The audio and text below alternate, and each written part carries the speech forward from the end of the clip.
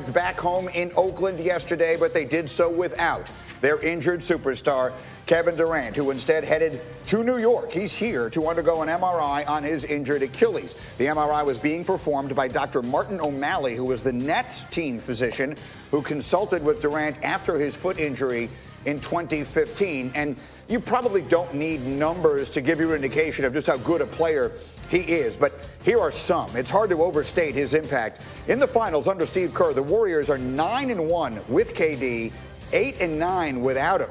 He owned the best plus-minus on the team in Game 5, despite playing only 11 minutes and 57 seconds. And now, of course, the questions are, when will we ever see him again? For much more, let's bring in our NBA insider, Adrian Wojnarowski. And so, Woj, still no official announcement from KD or the Warriors. What can you tell us about the injury as of right now? Well, you know, the expectation remains that that MRI will confirm a torn Achilles. Ultimately, the MRI will show the severity of it and what kind of a rehab process Kevin Durant will be facing.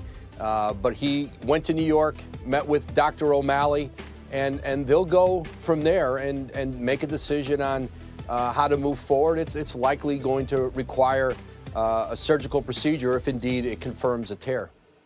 Should anything be read into on the part of fans who are wondering about where the relationships between KD and the Warriors, the fact that they went in one direction and he went the other, to have this looked at by a doctor 3,000 miles away? I don't know that there's anything to read into that other than, Dr. O'Malley's at the very top of that profession. He has been a patient of him before. He's worked closely with him, through different foot injuries, lower leg injuries in the past. And I do think he played a part in, he's continued a relationship, a professional relationship with Durant through the last few years here. Okay, and so then let's get to what happens from here. Durant has a lot of options available. You and I talked about this just a bit yesterday. Let's expand a little bit. One of his options is opting in for another year in Golden State. What are you hearing as to what he is considering with the injury? Well, they still have time here. He still has until June 29th to make a decision. I think opting in is the last resort. $31.5 million for next season. That's really if you couldn't find any other team to commit to you on a contract. Because even if he opts out of the contract, and even if he did a short deal with another team, a 2-year deal, that starts at $38 million. But I still think there's going to be a market for Kevin Durant to get a long-term, whether it's max or near max contract. He'll be 32 before he plays again, if indeed he misses all of next season. But that $31 million opt-in really is if there's nothing else out there after canvassing the league, or if the Warriors decided that they didn't want to do that. I'd be shocked if the Warriors were not willing to still go long-term with Kevin Durant on a deal. But essentially, he'd be a $38 million redshirt player for whoever he signs with next year or opts in Golden State. Yeah, this thing creates so many more questions than it does answers. Outstanding, Woj. Thank you so much. I'll be back to you as we continue here. Let's bring it to the table for the first time. And Seth, I want to start with you because we've been on email going back and forth about this thing since it happened. And there was a lot of talk yesterday here about blame. Does anyone deserve to be blamed for what is obviously an extraordinarily unfortunate set of circumstances? Does anyone deserve to be blamed? I don't think anyone deserves to be blamed. Sometimes stuff happens. If you think the Golden State Warriors, with everything that they have at stake and the risk, are going to put Kevin Durant out on the floor, thinking there's a chance he could get injured, with everything they have at stake in terms of trying to re-sign him, trying to keep this dynasty together.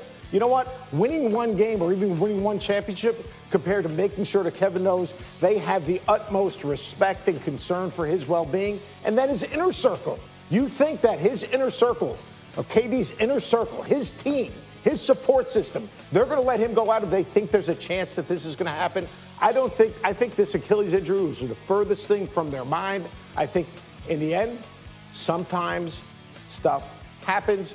Trying to point the finger, you can't substantiate it. It's just not right. Coach, he was at risk. Like we talked about this when this injury first took place. Kevin Durant was at risk of either re-injuring his calf or tearing his Achilles. It's a part of what that injury is. Guys don't come back from a month. And we begged the question, was this a grade 1, grade 2 tear in his calf muscle when it initially happened? I dealt with the injury. 4 weeks is not enough time. You're literally supposed to be off your feet for 10 days.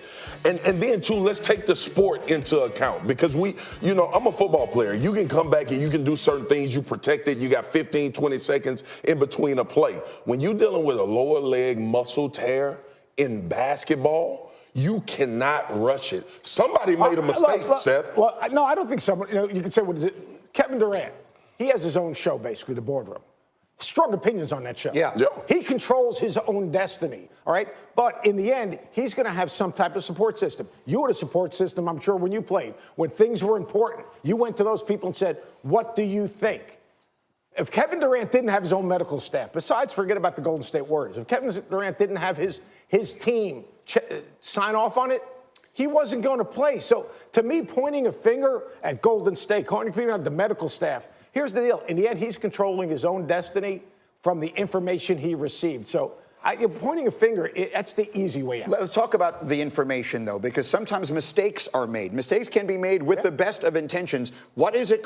This did not get a lot of attention yesterday that Doris Burke reported right at the beginning of the game. At the beginning of the game, Doris Burke came on with information directly from Steve Kerr, and of course, her reporting is excellent. She said the Warriors believed that he could not injure that calf further and that an Achilles injury, specifically reference an Achilles injury, that's coming straight from the Warriors, would not happen, that was not going to be in the realm of possibility. That's why Kevin Durant was not on a minutes restriction. That's why they said he was going to start the game and he was going to play as much as he possibly could. They were actually more worried about his endurance than anything else. So you've got to imagine, at least in some way, shape, or form, that was the messaging coming from the Warriors to Kevin Durant as well. I understand the inner circle, but that messaging was coming directly from them. And I think the point to make here is not that anyone suggests they would purposely put him in danger. No one is suggesting that. But that mistakes sometimes are made. And when you're this close to a championship and you're also this close to losing, sometimes people do things they probably shouldn't. It was an irrational decision. I don't care what anybody says. Somebody within that decision-making process made a mistake or they rushed Kevin Durant back. If the Warriors, you think he had an MRI before he played in that game to look at the leg? When we saw Kevin Durant walk off the basketball court, he had a torn calf. To what level, we didn't know. And also, they called it strained. Which is a grade. You grade it. They call mine a strained calf, which is a slight tear, or do you rip it off the bone? In order to be deemed a strain, there's a tear in the muscle. And then, too, the question I have, if they up 3-1, does he come back? Probably not. But it is a reasonable point to make, and we will set aside more time to talk about this, because what is the price of a championship? Maybe a player decides, I'm willing to take that risk to try and win a championship. They don't, even guys who have already 2 of them, they don't grow on trees. We'll talk much more about this as we go. Meanwhile, let's get up and go. Let's do it. The Warriors listed as 3-point favorites for Game 6 at Caesars. Seth, what do you make of the line as we actually turn this toward the game that's still left to be played? I've got Raptors winning this thing. No way in the world they're going to outscore on the 3-point line by 12 3-point shots. It was a 1-point game. Raptors win it straight up. All right, we'll see what happens there. To the NFL, New York, and the wait is for the results of the MRI. We know it's an Achilles injury. The question is, how bad is it? The Warriors say they expect to have some news today, and when they have it, we'll have it, and so too will you. In the meantime, from football to golf, the sports world continues to react. It was sad. As athletes, we've all been there to that spot when you just know it, that something just went, and can't move, can't do much of anything, and you can see it on his face, how solemn his face went. I mean, he knows it. When things pop, you just know. For anyone to question, his toughness or his willingness to be a good teammate, I'm sure many people were probably speculating, is he just trying to get the free agency because he has a big payday going? No, this guy had a rough injury, decided to come back and put his body on the line in a must-win game. So we are expecting the results of the MRI at some point today. Woj is here now. What are you hearing in terms of what we should expect the severity of this injury is for KD? The expectation is that this will be a torn Achilles tendon. The MRI will likely confirm that, and it'll confirm the severity of the injury, what kind of rehab Kevin Durant will be facing over the next several months, year. Woj, when this injury goes down in the finals, everyone's sitting there thinking, oh no, because of the impact and the ripple effect this could have across the league. And Durant has to make a decision in his own right. He can opt in with the Warriors this summer, or he can become a free agent. How might this injury impact that decision? It's still likely he will opt out of that contract, because if he wants to return to the Warriors, he can. By opting in, it's a $31.5 million salary next year. By opting out and doing another short deal, hypothetically, with the Warriors, that new deal starts at $38 million. But I think there's a sense around the league that he may still try to go get a long-term deal. I think that's especially important for a player with an Achilles injury whose return to the NBA may not be until he's 32 years old if he misses all of next year. And to go out into the marketplace, whether it's New York, whether it's the Clippers, whether it's staying in Golden State, and figuring that a team will still bank on the possibility that Durant will still return at a high level, but essentially he'd be a $38 million plus redshirt player next season for whichever team he signs with. I have a hard time wrapping my head around that situation a little bit. This is a guy, though, who has averaged for his career 70 games a season. And as Woj just said, he's 30 right now. He'll turn 31 in September. If he misses all of next season, Kevin Durant won't be back on the court again until he's 32. He's been the answer. He hurt his right leg. Something happened. Kevin Durant's hurt. He's limping. Trying to walk it off. Kevin Durant's going right to the locker room. Limping badly. If Kevin is out, we're going to have to find a way. You lose your best player, it's deflating. We got to have his back. We desperately need him if you want to win a championship. As we wait for the MRI results on Kevin Durant, I'm so glad that you're here, Stefania Beller, injury analyst, because she's the one that can sort of help us understand the waiting game and what's going to go into this injury for Kevin Durant. So let's just start here. What's the worst case scenario here? Well, we have already heard that the Warriors fear a torn Achilles. So if we go down that path of if he has a torn Achilles that requires surgery, your worst fear is that a player doesn't return to his pre-injury level of form. And with an Achilles, that's explosiveness, that's leaping ability, especially for a basketball player. So you certainly hope that that's not the case, but that would be your worst case scenario. The Warriors have said it is an Achilles injury, and there are certain ways that we can call it. What is the difference between an Achilles rupture and an Achilles tear? Well, when you hear rupture right away, that comes to mind like it's the integrity of that connection of the Achilles to the heel is gone.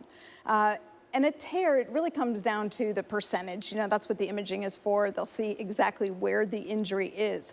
That makes a difference. Is it at the attachment to the heel, which is a little bit more serious of an injury, a little bit more complicated to repair? Is it up higher in the tendon, which has potentially a better prognosis? So there's a lot of those nuances that come out of the imaging. But a tear, if it's a significant loss of function, usually means surgery, especially for an athlete. So what's the best case scenario that can come out of this MRI?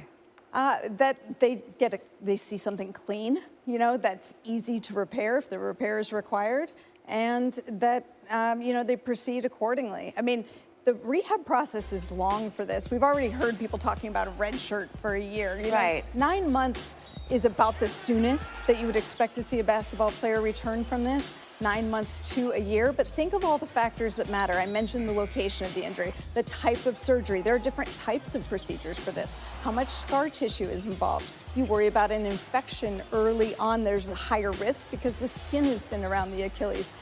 These are all things that factor into it, which is why a blanket timetable is so hard to issue. It's hard not to compare injuries in this sort of situation because an ACL tear is going to keep you out about the same amount of time. Tommy John keeps you out for about a season as well.